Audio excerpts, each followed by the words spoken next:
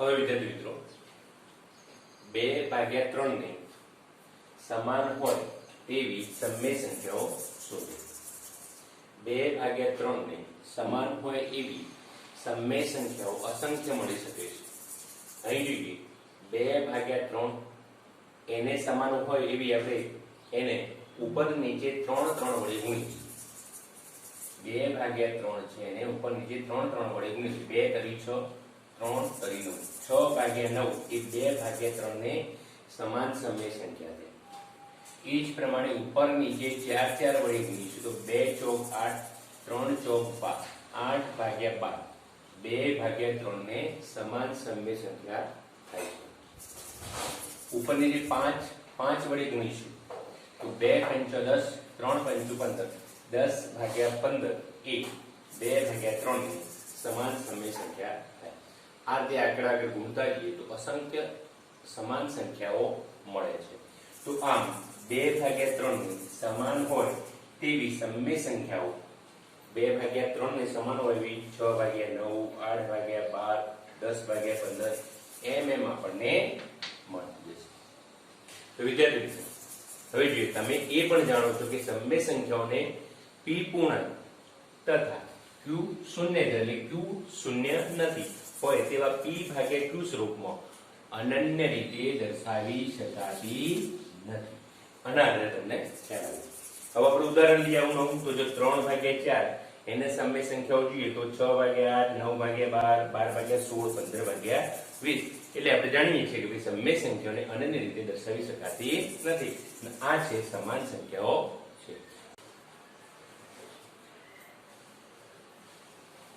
હવે જો આપણે પુનરાવર્તન કરીએ આપણે શું શીખ્યા તો જો આપણે શીખ્યા કે પ્રાકૃતિક સંખ્યાઓ પ્રાકૃતિક સંખ્યાઓને આપણે નેચરલ નંબર એટલે n વડે દર્શાવીએ છીએ। એમાં 1 2 3 4 તો આ બધા જ ધન પૂર્ણાંકો પૂર્ણ સંખ્યાઓ એને હોલ નંબર એટલે w તરીકે દર્શાવાય। એમાં બધા જ ધન પૂર્ણાંકો સાથે શૂન્ય આવશે એટલે 0 1 2 3 4 એમ કરીને અનંત સુધી। પ્રાકૃતિક સંખ્યામાં નાની સંખ્યા 1 મોટી સંખ્યા મળતી નથી। પૂર્ણ સંખ્યામાં નાની સંખ્યા 0 મોટી સંખ્યા મળતી નથી। પૂર્ણાંક સંખ્યાઓ જોઈએ તો ઋણ પૂર્ણાંકો શૂન્ય અને ધન પૂર્ણાંકો 0 અનંત આપણે ઋણ પૂર્ણાંકો અસંખ્ય ધન પૂર્ણાંકો। આમાં કોઈ સંખ્યા નાની નથી કોઈ સંખ્યા મોટી એટલે મતલબ કોઈ નાની મોટી સંખ્યા મળતી નથી। સમય સંખ્યાઓ તો સમય સંખ્યાને આપણે q વડે દર્શાવીએ છીએ 14 તરીકે। અહીંયા q બરાબર અસંખ્ય ઋણ પૂર્ણાંકો ધન પૂર્ણાંકો 0 અને p/q સ્વરૂપની તમામે તમામ સમય સંખ્યાઓ તો એ સમય સંખ્યાઓ આવે છે। તો જો વિદ્યાર્થી મિત્રો n ના બધા જ સભ્યો n ની બધી સંખ્યાઓ આ પૂર્ણ સંખ્યામાં આવી જાય છે એટલે મતલબ પ્રાકૃતિક સંખ્યાઓ બધી પ્રાકૃતિક સંખ્યાઓ એ પૂર્ણ સંખ્યાઓ છે। એ જ પ્રમાણે બધી પ્રાકૃતિક સંખ્યાઓ પૂર્ણાંક સંખ્યાઓમાં આવી જાય છે એટલે બધી જ પ્રાકૃતિક સંખ્યાઓ પૂર્ણ સંખ્યાઓ છે પૂર્ણાંક સંખ્યાઓ છે સમય સંખ્યાઓ છે। એ જ પ્રમાણે બધી જ પૂર્ણ સંખ્યાઓ એ પૂર્ણાંક સંખ્યાઓ સમય સંખ્યાઓ છે। એ જ પ્રમાણે બધી જ પૂર્ણાંક સંખ્યાઓ એ સમય સંખ્યાઓ છે પરંતુ બધી સમય સંખ્યાઓ પૂર્ણાંક સંખ્યાઓ નથી બધી પૂર્ણાંક સંખ્યાઓ પૂર્ણ સંખ્યાઓ નથી બધી પૂર્ણ સંખ્યાઓ એ પ્રાકૃતિક સંખ્યાઓ નથી। એ યાદ રાખો।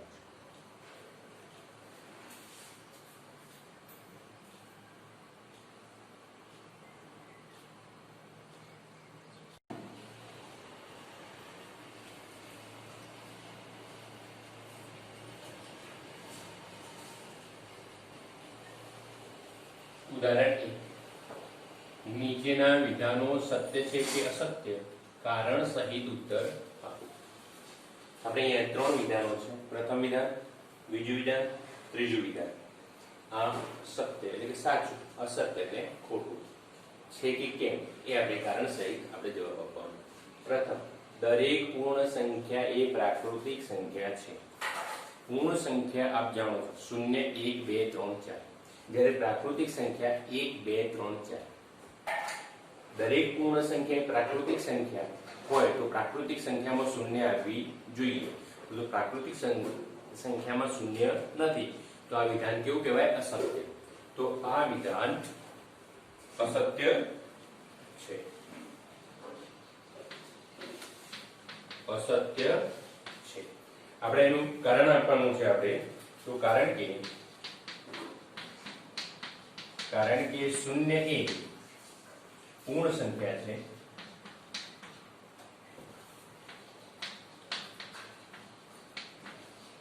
છે પરંતુ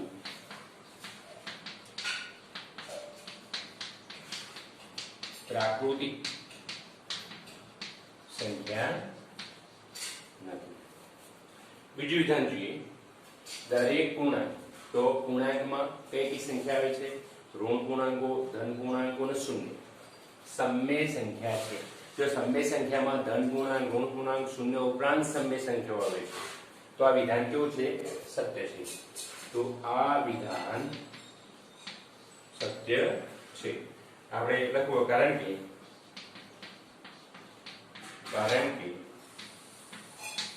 દરેક પૂર્ણાંક એમને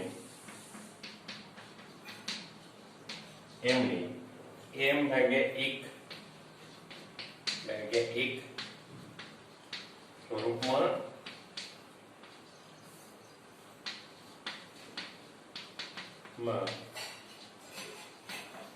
લખી શકાય છે અને તેથી તે સમય સંખ્યા છે.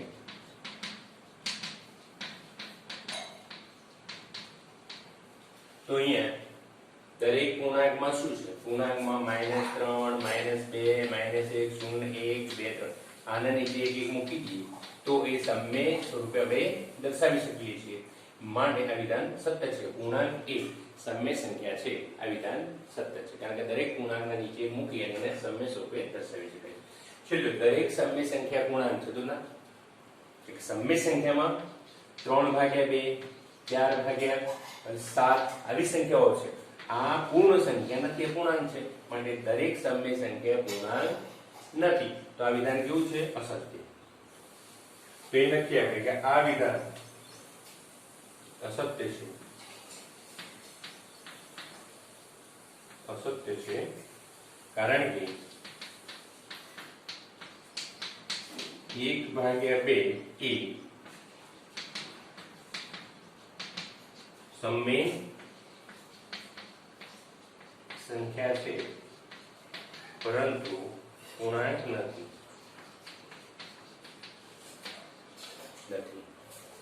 તો વિદ્યાર્થી મિત્રો, આ ઉદાહરણ 1 માં દરેક પૂર્ણ સંખ્યા પ્રાકૃતિક છે તો ના, કારણ કે પૂર્ણ સંખ્યામાં શૂન્ય આવે છે, પ્રાકૃતિક સંખ્યામાં શૂન્ય આવતી નથી, એટલે પૂર્ણ એ પ્રાકૃતિક નથી. દરેક પૂર્ણાંક સમય સંખ્યા છે તો હા, પૂર્ણાંક, ધન પૂર્ણાંક, ઋણ પૂર્ણાંક અને શૂન્ય એના નીચે આપણે 1 મૂકી દઈશું તો બધી સમય સંખ્યા બની જાય છે, એટલે એ સમય છે. ત્રીજામાં સમય સંખ્યા પૂર્ણાંક છે તો ના, કારણ કે સમય સંખ્યામાં 1/2, 3/4 આવી સંખ્યાઓ આવે છે અને એ પૂર્ણ નથી, અપૂર્ણ છે, અપૂર્ણાંક છે, એટલા માટે પૂર્ણાંક નથી. તો આ 3 વાત.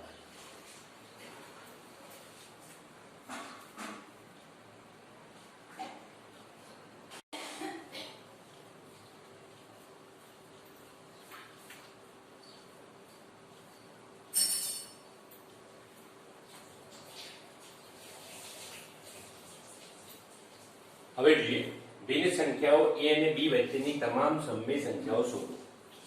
હવે આપણે એક પ્રશ્ન આવશે કે કોઈ પણ બે સંખ્યાઓ આપી છે, એના વચ્ચે આપણે સમય સંખ્યાઓ શોધવાની છે.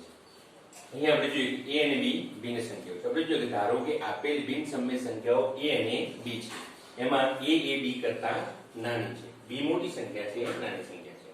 તો આપણને a અને b ની સરેરાશ લેતો મળતી સંખ્યા a વત્તા b ભાગ્યા 2. દાખલા તરીકે આપણે જોઈએ 2 અને 4. આ બંને વચ્ચે સંખ્યા કઈ હશે? તો 2 વત્તા 4 ભાગ્યા 2 કરીએ. 2 4 6 3. તો જો 2 અને 4 એના વચ્ચે કઈ આવશે? 3. તો ટૂંકમાં બે સંખ્યાઓની સરેરાશ આપણે લઈશું તો એ જે સરેરાશ મળશે એ બંને સંખ્યાઓની વચ્ચેની સંખ્યા હશે. તો એ લખી શકીએ કે ધારો કે ભિન્ન સંખ્યાઓ a અને b છે, તો a અને b ની સરેરાશ લેતો મળતી સંખ્યા a + b ભાગ્યા 2 એ a અને b વચ્ચેની સમય સંખ્યા થાય. એટલે કે a 2 > 3 > 4.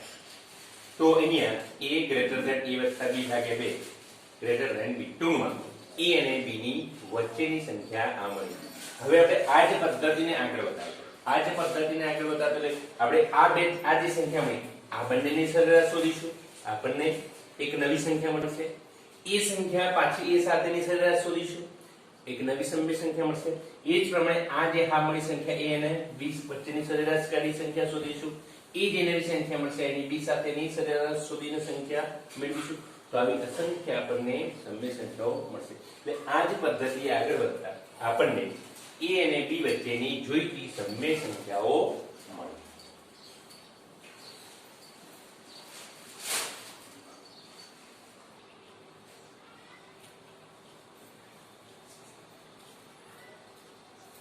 હવે ઉદાહરણ 2 જોઈએ. હાલ આપણે પરિણામની વાત કરી એ જ મુજબ હવે 1 અને 2 વચ્ચેની 5 સમય સંખ્યાઓ શોધો. આપણે શું કરવાનું છે? તો 1 અને 2 વચ્ચેની 5 સમય સંખ્યાઓ શોધવી છે. તો 1 અને 2 ની સૌપ્રથમ સરેરાશ લઈશું. સરેરાશ લઈ 1 અને 2 નો સરવાળો કરીને એને 2 વડે ભાગી દેવાના. તો જો અહીંયા 1 અને 2 વચ્ચેની સમય સંખ્યાઓ શોધવા માટે આપણે 1 અને 2 નો સરવાળો કરી અને 2 વડે ભાગીએ. તો 1 + 2 ભાગ્યા 2 એટલે 1 2 એટલે 3 3 ભાગ્યા 2. તો પ્રથમ સમય સંખ્યા મળી. કોની વચ્ચેની? 1 અને 2 વચ્ચેની પ્રથમ સમય સંખ્યા મળી 3 ભાગ્યા 2. હવે આ પદ્ધતિથી આપણે શું કર્યું? આગળ વધીશું. તો અહીંયા આપણે શું કરીશું? 3 ભાગ્યા 2 ને આ એક સાથે સરવાળો કરીશું અને જે સંખ્યા મળે એ જોઈશું. તો હવે બીજી સંખ્યા શોધવા માટે શું કરીશું? આ પ્રથમ સંખ્યા 1 અને આ જે આપણને સરેરાશ કાઢતો મળેલી સંખ્યા બંને વચ્ચેનો સરવાળો કરીને પાછા 2 ભાગી. ટૂંકમાં 1 અને 3 ભાગ્યા 2 ની સરેરાશ શોધીશું. 1 અને જે પ્રથમ સમય સંખ્યા જે મળી છે 3 ભાગ્યા 2 એ બંનેની આપણે સરેરાશ લઈશું. સરેરાશ એટલે બંનેનો સરવાળો ભાગ્યા 2. અહીંયા 1 + 3 દુત્યાંશ ભાગ્યા 2 આ બે સંખ્યાઓની સરેરાશ આપણે લઈએ છીએ. સૌપ્રથમ ઉપરનું જે આપણે સાદુરૂપ આપીએ 2 લસા નીકળે એટલે 2 × 2 2 + 3 ભાગ્યા 2. હવે બે છેદમાં છે અહીંયા છેદ સાથેનો ગુણાકાર થશે. એટલે ઉપર થાય 2 + 3 એટલે 5. આ છેદ હતો એ નીચેના છેદ સાથે ગુણાકાર કરશું. આપણને બીજી સમય સંખ્યા મળી 5 ભાગ્યા 4. તો આપણને એ બીજી સમય સંખ્યા. આ પ્રક્રિયા આપણે શું કરીશું? હવે જે પ્રથમ સમય સંખ્યા મળી હતી એ બીજી સમય સંખ્યા મળી હતી એ બંનેની આપણે સરેરાશ લઈએ. આપણને ત્રીજી સમય સંખ્યા મળશે. વિદ્યાર્થી મિત્રો આ પ્રથમ સમય સંખ્યાનો આની સાથે સરવાળો કરી અને સરેરાશ મેળવો તો પણ ચાલે. આ જે અહીંયા જે સમય સંખ્યા છે 2 એની અહીંયા આ જે પ્રથમ સમય સંખ્યા મળી એની સાથે સરવાળો કરી અને આપણે સરેરાશ કાઢીશું તો પણ એ બંને વચ્ચે સમય સંખ્યા મળે. 2 અને 5 ભાગ્યા 4 ની સરેરાશ કરીશું તો પણ આપણને સમય સંખ્યા મળે. તમે કોઈ પણ બંનેની સરેરાશ લઈ અને આપણે સમય સંખ્યા મેળવી શકીએ છીએ. અહીં જો ત્રીજી સમય સંખ્યા શોધવા માટે શું કર્યું? પ્રથમ જે સમય સંખ્યા મળી હતી આપણે 1 અને 2 વચ્ચેની એ અને બીજી મળી હતી બંનેની આપણે સરેરાશ લઈશું. 3 ભાગ્યા 2 + 5 ભાગ્યા 4. બંનેનો લસા થશે 4. અહીંયા 2 છે ઉપર 2 વડે ગુણાય 2 × 3 = 6 6 અને 5 11 4 નીચે છેદમાં છે 11 ભાગ્યા 8. ત્રીજી સમય સંખ્યા આપણને મળી. આપણે ચોથી સમય સંખ્યા લેવી છે. તો અહીંયા જે બીજી સમય સંખ્યા છે એની સાથે અહીંયા આ 2 ની સરેરાશ લેજો. 2 અને બીજી સમય સંખ્યાની સરેરાશ લઈએ છીએ આપણે. તમે આ 2 ની 3 ભાગ્યા 2 સાથે પણ સરેરાશ લઈ શકો છો. 2 ની 11 ભાગ્યા 8 સાથેની સરેરાશ લઈને પણ શોધી શકો છો. પણ અહીંયા આપણે 5 શોધવાની છે કોઈ પણ. એટલે આના જવાબ મારા કરતા પણ તમારે જુદા આવી શકે છે.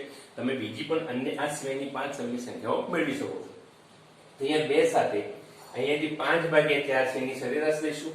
જો સાદુરૂપ આપીશું 4 લસા 5 અહીંયા 8 થશે 4 × 2 = 8 5 ના 8 13 નીચે 4 13 ભાગ્યા આ ચોથી સમય સંખ્યા આપણને મળી છે. હવે જો પ્રથમ સમય સંખ્યા 3 ભાગ્યા 2 એની આ 2 સાથેની સરેરાશ લઈએ છીએ. 3 ભાગ્યા 2 + 2 ભાગ્યા 2 આનું સાદુરૂપ આપણે આપીશું. 2 લસા નીકળશે 3 + 2 2 4 થશે 7 2 છેદમાં જશે 7 2 2 4 7 ભાગ્યા 4. આ પાંચમી સમય સંખ્યા મળે છે.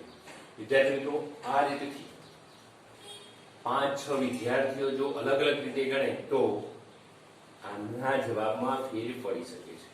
મેં મારી રીતે ગણ્યો છે તો મને આ બધી સમય સંખ્યાઓ મળી છે 1 અને 2 વચ્ચેની. તમે અલગ રીતે એટલે કે માનો કે તમે 1 નો 3 દૂતીયાંશ સાથે લો, અથવા તો 2 નો 3 દૂતીયાંશ સાથે, 2 નો 5 ચતુર્થાંશ સાથે, 2 નો 11th સાથે, 2 નો 13th સાથે, તો પણ અલગ અલગ મળી શકે છે.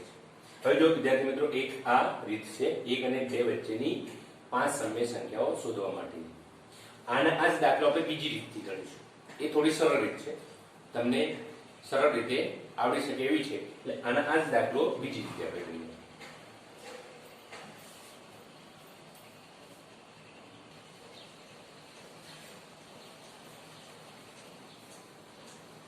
ઉદાહરણ 2, 1 અને 2 વચ્ચેની 5 સમય સંખ્યાઓ શોધો. રીત 2. આપણે બીજી રીતે એને ગણીએ. તો કઈ રીતે ગણી શકાય? તો જો આમાં શું કરવાનું છે કે બીજી રીત જે છે ને એમાં એકી સાથે આપણે 5 સમય સંખ્યાઓ શોધી શકીએ છીએ. ના સરળ રીત છે અને તમને ફાવે એવી છે. આપણે અહીંયા સમાન સંખ્યાઓ શોધવાની છે. સમાન સંખ્યાઓ શોધ્યા બાદ પછી ઝડપથી તમને આવી જશે. કેવી રીતે? તો આપણે 5 સંખ્યાઓ શોધવા માટે આપણે છેદમાં શું કરવાનું છે? જો 5 સમય સંખ્યાઓ શોધવાની કીધી હોય તો એમાં 1 ઉમેરવાના, એટલે કેટલા થયા? 6. તો છેદ જે છે એ છેદ ટૂંકમાં આ 1 નો છેદ એટલે નીચે 1 ના છેદમાં કેટલા હોવા જોઈએ? 6. એ જ પ્રમાણે 2 ના છેદમાં 6. ટૂંકમાં આ જે છેદ છે એ છેદ આપણે 6 લેવાનો છે અને 1 ને સમાન સંખ્યા 2 ને સમાન સંખ્યા થાય એટલી કરવાનું છે. જો અહીંયા આપણે 5 સંખ્યાઓ શોધવા માટે 5 આપણે શોધવી છે, તો 5 માં 1 ઉમેરી લે 6. તો 6 ને છેદ તરીકે લઈ 1 અને 2 ના 1 અને 2 ને છેદમાં 6 હોય એવી સમાન સંખ્યા આપણે લખવાની છે. ટૂંકમાં આપણે શું કરવાનું છે? 1 બરાબર આને સમાન હોય, 1 ને સમાન હોય એવી અહીંયા આપણે સમય સંખ્યા લખવાની છે. તો જો શું કરીશું? આપણને 1 ને સમાન હોય એવી સમય સંખ્યા લખતા આવડે. નીચે આપણે છેદમાં 6 લાવવા છે, તો 1 ને કેટલા આપણે ગુણીશું? 6. તો ઉપર પણ કેટલા આવડે? 6. તો 6 ભાગ્યા 6 એટલે 1 ને સમાન સમય સંખ્યા કઈ? 6 ભાગ્યા 6. એ જ પ્રમાણે આપણે છેદમાં 6 હોય એવી 2 ને સમાન સમય સંખ્યા લખવી છે. તો અહીંયા 2 ના છેદમાં 1 છે. 6 લાવવા માટે આપણે 6 વડે ગુણીશું. 6 એકા 6. તો અહીંયા 2 ને પણ કેટલા વડે ગુણીશું? 6 વડે. 2 હતા, 2 6 12. તો 2 ને સમાન સંખ્યા કઈ થશે? 12 ભાગ્યા 6. બરાબર છે? તો અહીંયા એટલે કે આપણે લખી શકીએ છીએ શું? આપણે 5 સંખ્યાઓ શોધવાની હોય, 5 માં 1 ઉમેરો એટલે 6. 6 ને છેદ તરીકે લેવાનો છે અને 1 અને 2 ને છેદમાં 6 હોય એવી સમાન સમય સંખ્યાના સ્વરૂપમાં લખી. એટલે કે આપણે 1 બરાબર શું લખી શકાય? 6 ભાગ્યા 6 અને 2 બરાબર શું લખી શકીએ છીએ? 12 ભાગ્યા 6. છેદમાં 6 હોય. જો તમને 7 કીધી હોય તો 7 ને 1 8 એટલે છેદમાં 8. જો 12 કીધી હોય તો 12 ને 1 13. તો છેદમાં કેટલા લેવાના છે? 13.